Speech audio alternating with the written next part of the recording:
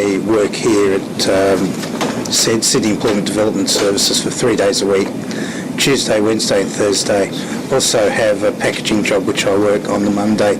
At Chatswood I'm mainly an admin assistant, where I basically help out with admin duties, phone answering, message taking. Good morning, Sydney. Just doing office duties if EDOs want a hand with photocopying and all that sort of thing. It's very varied. I mean, the administration is just a varied role of different things, so it's hard to predict from one day to the next.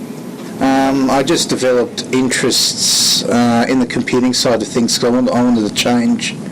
So it just went on from there, and as you probably know, computing is a lot to learn and changing technology, and really pleased I've gotten on with it, really. The primary disability is the visual impairment. It sort of resulted, I guess, from birth. I see in the right eye.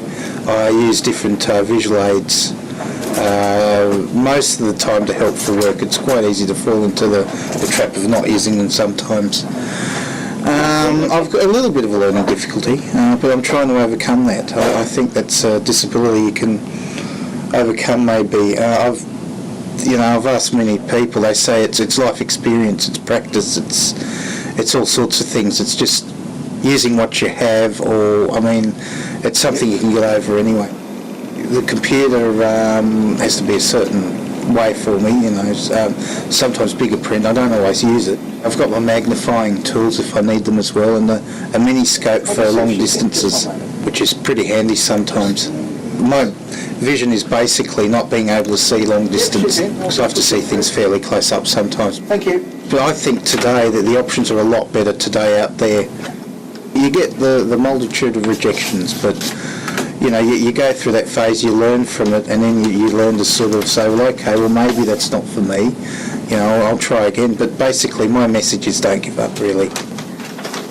Employing people with a disability, yes, I think they'll benefit employers in the long term in terms of their attention to detail, eventually their commitment to getting the job right.